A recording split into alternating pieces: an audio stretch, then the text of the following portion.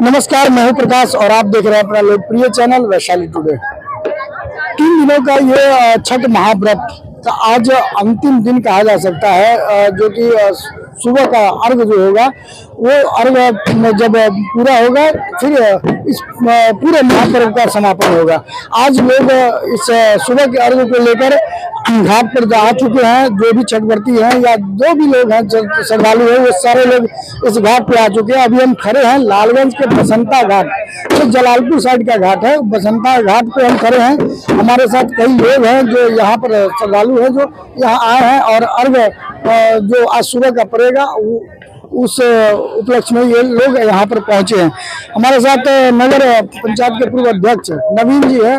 नवीन जी, सबसे पहले स्वागत है। और क्या कुछ तैयारी शुरू से हुई, कैसे कैसे छठ को लेकर? क्योंकि बिहारियों में काफी उत्साह देखा जाता है इस छठ को लेकर। देखिए, ये लोक पर्व है और जैसे ही लोक शब्द जुड़ता है वैसे ही प्रत्येक व्यक्ति इससे जुड़ जाता है।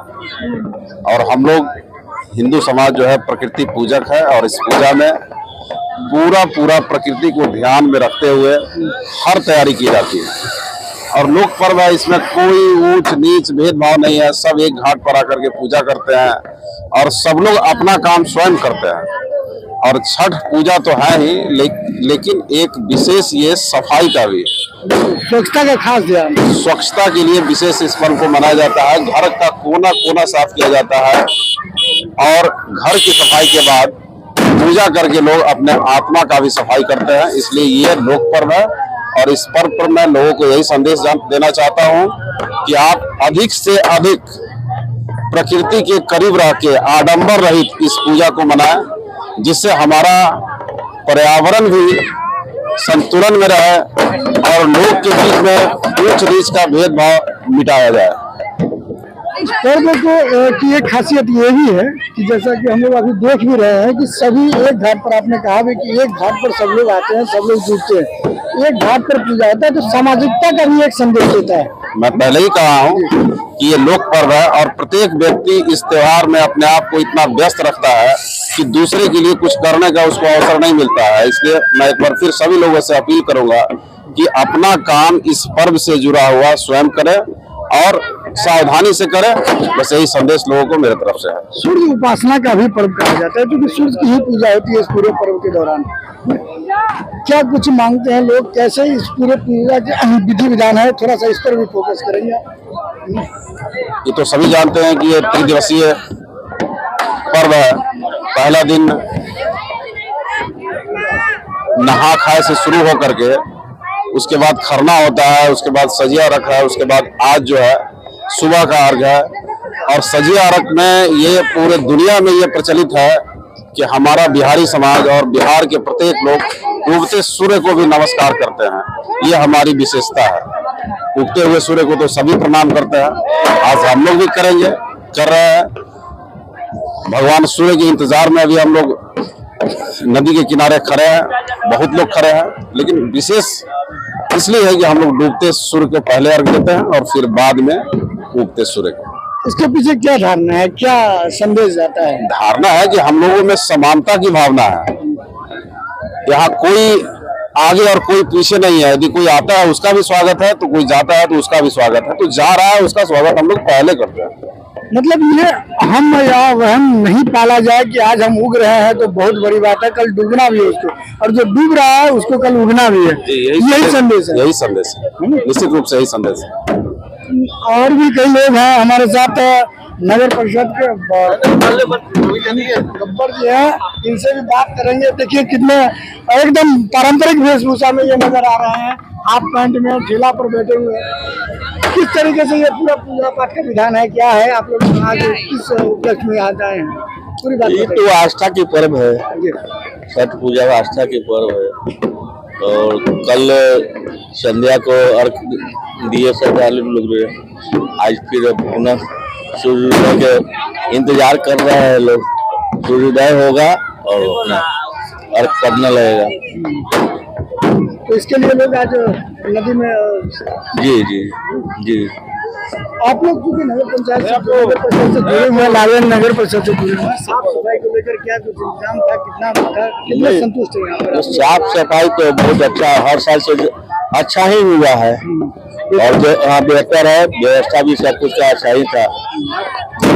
कई जगह हमने स्लोगन लिखा देखा कि आतिशबाजी न करे, पटाखे न करे, लेकिन बच्चे जो है वो मानने को तैयार नहीं, आतिशबाजी हो ही रही है। हाँ, वो तो बच्चा मानेंगे नहीं।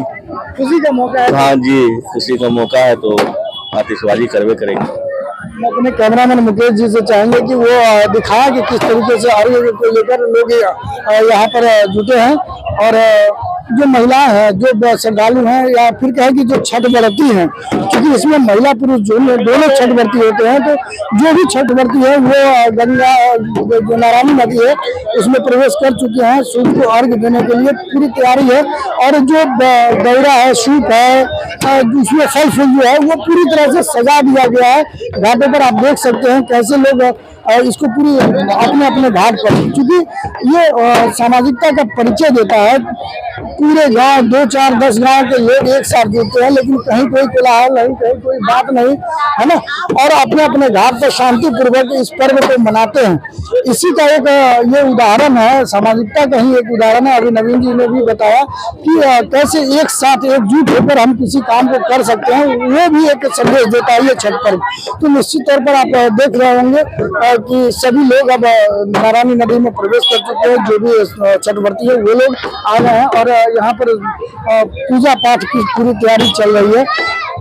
3-4 दिनों का ये जो एक महाव्रत कहा जाता है, महापर्व कहा जाता है, उसको लेकर पूरी ये तैयारी है। हमारे साथ कई कुछ महिलाएं भी हैं, क्योंकि ये पर्व में महिलाएं खासकर साफ सफाई की बातें मर्द जरूर करते हैं, लेकिन ये पूरा दारोमदार पूरा दायित्व महिलाएं पर ही होता है। ये जो पर्व है, सबसे पहले तो आप नाम बताएंगे। मेरा नाम नंदिता गुप्ता हुआ। ये पर्व अभी नवीन जी ने भी बताया कि साफ सफाई का पर्व होता है, कहीं ना कहीं पूरी तरह से बारीकी से इस पर साफ सफाई का ध्यान रखा जाता है। कैसे कैसे विधिवत जानकारी है इस पर्व कैसे शुरू होता है, कहाँ से? पर्व का पहले खरना होता है, खरना में नहाय खाय से शुरू होता है। नहाय खाय से शुरू होता है, फिर खरना, फिर उसके बाद संध्या अर्घ, फिर सुबह वाला अर्घ। आज सुबह का अर्घ होना है। हाँ, आज सुबह का सुबह के अर्घ के बाद फिर प्रसाद ग्रहण करेंगे, लेकिन प्रसाद लेकर फिर घर जाएंगे। हाँ। आपको पता है कि प्रसाद के रूप में एकदम पारंपरिक चीजें होती है, इसमें अलवा सुथनी भी प्रसाद के रूप में चलता है, ये जानकारी है? जी जी। कितना अच्छा लगता है। अलवा कभी खाए हैं, सुथनी खाए हैं? हाँ। क्योंकि नए लोग जो होते हैं, युवा वर्ग होते हैं, वो इन चीजों से अब धीरे धीरे दूर हो रहे हैं। नहीं पता है, खाए हैं। अच्छा लगता है जी। इस पर्व से क्या कुछ सीख मिलता है? आप लोग युवा वर्ग से हैं, क्या कुछ सीख मिलता है, क्या जानकारी मिलती है इससे? ये पर्व हमारे बिहार के परंपरा का एक बहुत बड़ा रूप है और अब ये पूरे विश्व में बहुत ज्यादा प्रसिद्ध हो रहा है। हम लोग शाम वाले मतलब सूर्य डूबते हुए सूरज और उगता हुआ सूरज का पूजा करते हैं इसमें, और अब तो पूरे विश्व में ही प्रसिद्ध है ये। इतना अच्छा लगता है जब 10-5 गांव के लोग एक साथ जुड़ते हैं, कोई कोलाहल नहीं, कोई अशांति नहीं, और सब लोग अपने अपने घर पर शांति से आते हैं, पूजा करते हैं। ये एक बड़ा संदेश होता है। जी बिल्कुल। जहाँ पर कि आज परिवार एक नहीं हो पा रहा है, वहाँ समाज एक होकर एक साथ पूजा। हाँ, ये पर्व मनाने के लिए लोग अब दूर दूर से आते हैं, तो कम से कम इस पर्व में तो हर बिहारी जरूर अपने घर पे आता है और ये पर्व सब साथ में ही मनाते हैं। तो एक तरीके का सब पूरे परिवार को एक साथ लाने का भी बहुत बड़ा मौका होता है, जो अब लोग नहीं छोड़ते, किसी न किसी तरीके से आ ही जाते हैं, कोशिश करते हैं। कितना कठिन होता है ये पूजा, क्योंकि जो भी छठ व्रती होते हैं उनको बिल्कुल पानी तक नहीं पीना पड़ता है और उपवास रह के ये पूजा करना पड़ता है, इसमें साफ सफाई का ध्यान रखना है। कितना कठिन होता है ये, घर में देखते हैं हम। कठिन तो बहुत है, कम से कम 2 दिनों का पूरा निर्जला व्रत है, तो कठिन तो बहुत है। फिर भी आस्था के आगे, लेकिन आस्था के सामने कुछ भी नहीं, तो आस्था में लोग करते हैं, करेंगे, आगे भी करेंगे। क्या करती हैं आप? हम मास्टर्स किए हुए हैं, मेरा मास्टर्स कंप्लीट है, अभी नेट क्वालिफाई किया असिस्टेंट प्रोफेसर का एग्जाम, तो मेरा एम है प्रोफेसर का। ठीक है, तो ये देखिए युवा वर्ग ऐसा नहीं है कि अभी जो बता रहे थे कि हम लोग ऐसा नहीं है कि प्रसाद के रूप में अलवा सुथनी नहीं जानते हैं। निश्चित ये अपने पुरानी परंपरा जो है उसको कायम रखने का भी ये एक पर्व है। इस पर्व में कोई आडंबर नहीं, अभी नवीन जी ने भी बताया कि आडंबर से दूर रहने का ही ये सीख देता है। कोई आडंबर नहीं, मूली, हल्दी आदि, अलवा सुथनी, ये इसका प्रसाद होता है। बहुत बड़ी चीज होती है, क्योंकि किसान जो होते हैं, जो अपने खेतों में जो उपजाते हैं, वही चीज ये प्रसाद के रूप में चढ़ाते हैं, और वही पूरा प्रसाद, केला है, हल्दी है, आदि है, आप देख रहे होंगे नारियल है, तो ये तमाम चीज जो है ये प्रसाद के रूप में चढ़ाया जाता है। और आज अर्घ पड़ना है, इसको लेकर नदी में लोग प्रवेश कर गए हैं, जो भी छठ व्रती हैं, और सूर्य की ओर ध्यान लगा रखे हैं, और सूर्य देव जो है उनकी तरफ ध्यान लगा के अपनी अपनी मनोकामना को लेकर आज नदी में है। और अब कुछ ही देर में ये अर्घ पड़ेगा सुबह का, उसके बाद लोग प्रसाद ग्रहण करेंगे। नवीन जी, ये जो है कितने बजे का टाइम है, कुछ जानकारी है क्या? लगभग 5:45 का समय है। 5:45 का।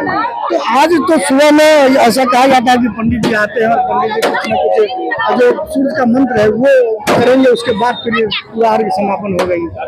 देखिए, अमूमन तो 6 बजे करीब सूर्योदय अभी हो जाता है, लेकिन आज के दिन में भगवान थोड़ा सा इंतजार करवाते हैं, इसलिए दिखते थोड़ा देर से है।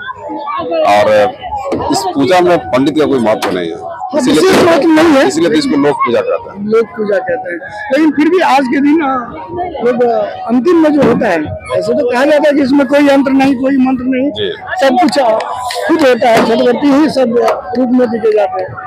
लेकिन अब जो है आप देख रहे हैं कि सामने लोग नदी में प्रवेश कर गए हैं, जो छठवर्ती हैं, वो कितने देरों तक ये रहेंगे लगभग? देखिए, अमूमन इसमें आधे घंटे तक लोग पानी में रहते हैं। आधा घंटा तक ठंड का मौसम, और आधे घंटे तक पानी में। हमने एक जगह देखा कि एकदम बूढ़ी महिला, जो 80 वर्ष की महिला थी, हाथ कपकपा रहा था, शरीर कांप रहा था, बावजूद इसके उनका कहना था कि रौना मैया जनता थी, रौना मैया सबके रखवाली करे वाला आदमी।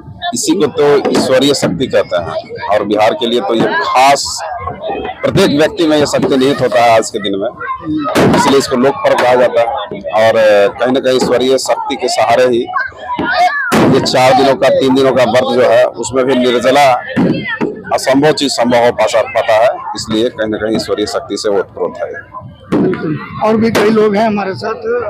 कहाँ पे अभी आप लोग आए हैं, कहाँ पे आप लोगों का पूजा होता है, ये छठ का पूजा है? हम लोग तो बहुत दिन से यहाँ से आ रहे हैं। कौन सा घाट बोला जाता है? जहानाबाद बसंता घाट बोला जाता है।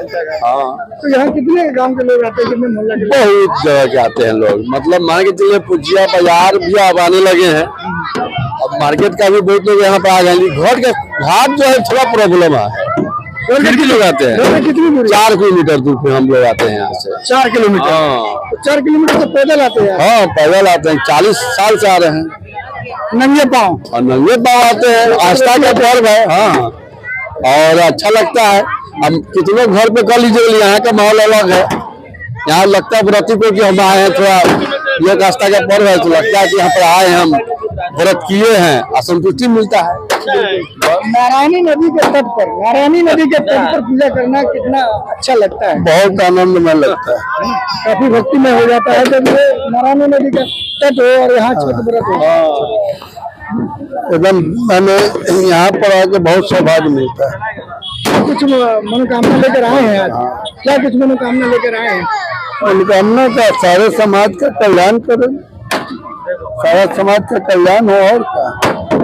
बिल्कुल यही है सामाजिकता का ये संदेश देता हुआ छठ व्रत। अभी इन्होंने कहा, चूंकि व्रत को लेकर लोग अपनी अपनी मनोकामना होती है, लेकिन आप देख सकते हैं कि यहाँ जो लोग भी आए हैं वो अपनी मनोकामना से ज्यादा सारे समाज, सकल समाज के उत्थान के लिए, सकल समाज की भलाई के लिए आज मनोकामना कर रहे हैं। आप भगवान के सामने प्रार्थना कर रहे हैं कि सकल समाज अच्छा हो। कैमरामैन मुकेश कुमार के साथ प्रकाश कुमार मधु, वैशाली।